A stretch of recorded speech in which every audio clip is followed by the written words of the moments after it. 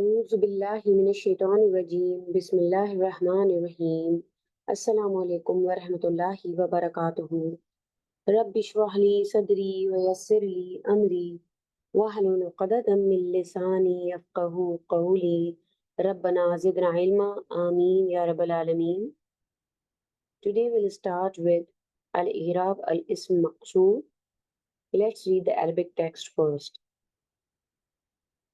وليس للإعراب فيما قد قصر. Here, وليس للإعراب فيما قد قصر من الأسامي أصل إذا ذكر مثاله يحيى وموسى والعسى أو كحيا أو كرها أو كحسا فهذه آخرها لا يختلف على تصاريف الكلام المؤتلف.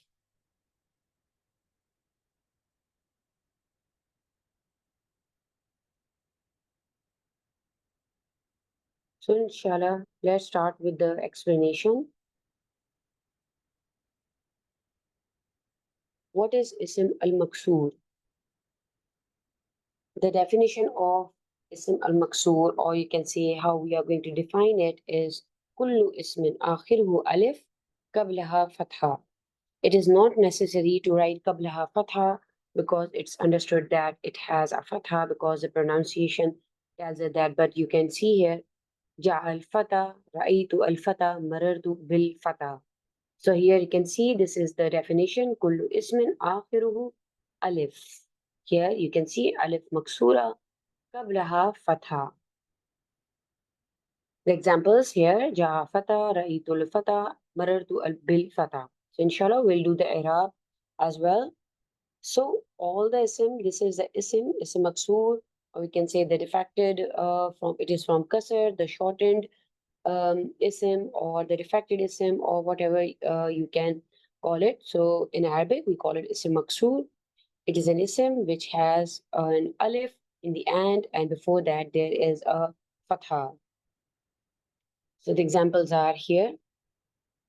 So what is the definition for the إعراب الاسم مكسور? اسم مكسور لا تظهر عليه علامات إعراب. So these are all isms, and we notice that there's no mention or change of the إعراب. We do not see them.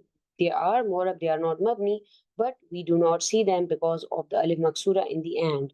So there is إعراب, but no alama or asar or effect you can see. So that is why we say الاسم مكسور لا تظهر عليه علامات إعراب. Let's start with the first bait now. وليس للإعراب فيما قد قصر من الأسامي أصل إذا ذكر.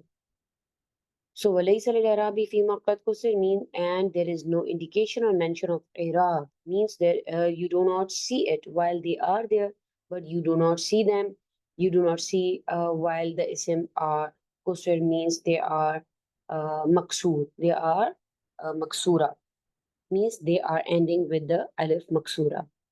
And this is referring to the situations where certain grammatical forms do not undergo full i'rab due to the specific rules, you can say, or they do undergo, but you cannot see them because of their structure of the words, such as in the case of the ism maksur. Min al-asami asarun iza zukir. From the names, there is no fact mentioned. When you mention ism maksur, the shortened nouns or the defective noun, there is no effect or trace as mentioned of the dhamma, fatha or kasra, while they are there because they are more, but you cannot see them.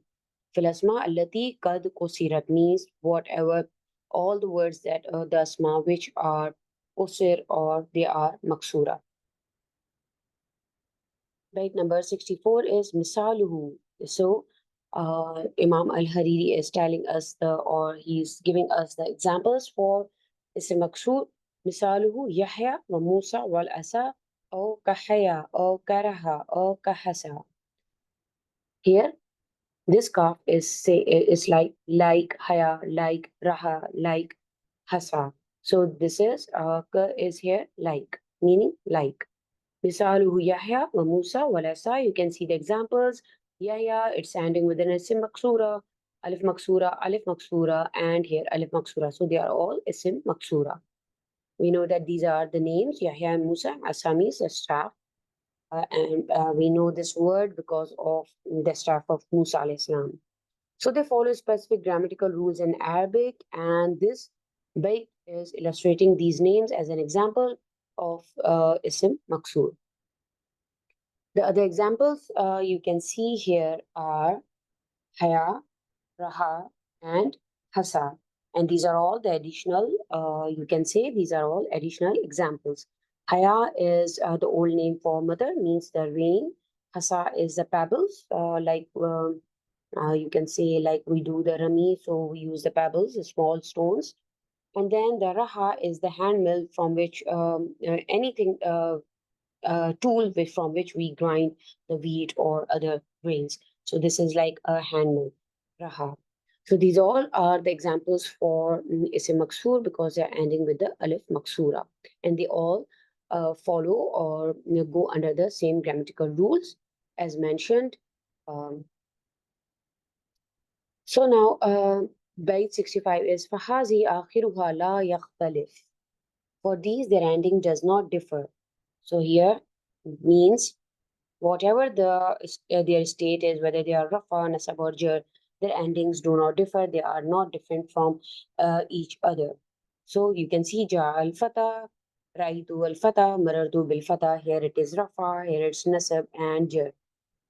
Here Marfu, Mansoob, and Majroor, but you cannot see them. So the endings did not go under any change. Regardless, there are different types of sentences, but the ending doesn't change. So here you can see that. Inshallah, we'll do the I'rab. فَهَذِي آخِرُهَا لَا يَخْتَلِفُ. For these, their ending does not differ, and it is particularly for Isim Maksur. They follow consistent rules and do not change.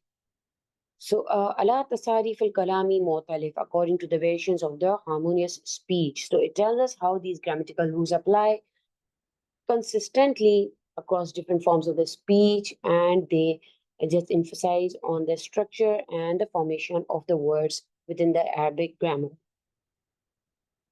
Now, let's see the era for this word al-fata, which is the example for isim maksura. Here it is in the state of the rafa, in the state of the nasab, and in the state of the um, ja.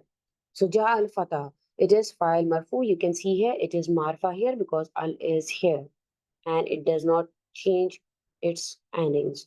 Ja al fatah, file marfu, wala amati rafihi. After telling that the file is marfu, you need to tell the alama for the rafa state. So, wa alamati rafi ad-damma al-muqaddara, because you cannot see it. Mana min zuhuriha li tu'azzir, and we have already discussed this that it is due to the this sickle is for the heaviness, and to azir it means it is not allowed uh, to be visible.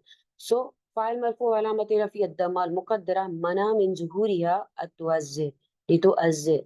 So this is how you're going to write the إعراب. رأيت فتى, you know that here it is in the state of mansoob, so مفعول به منصوب. So again for the علامة وعلامة نسبه الفتحة المقدرة. Here it is مقدرة منع من ظهورها لتعزر. Here مررت بفتى, it is اسم مجرور بالباء. Here this is با, the harf of jar. وعلامة جهرها الكسرة المقدرة منع من ظهورها لتعزر. Here again, this is how you're going to write the i'rab for the marfu state, for the nasab, and the majrur states. And there is an interesting saying in the Arabic, Al-asa liman asa, means the stick for the one who disobeys.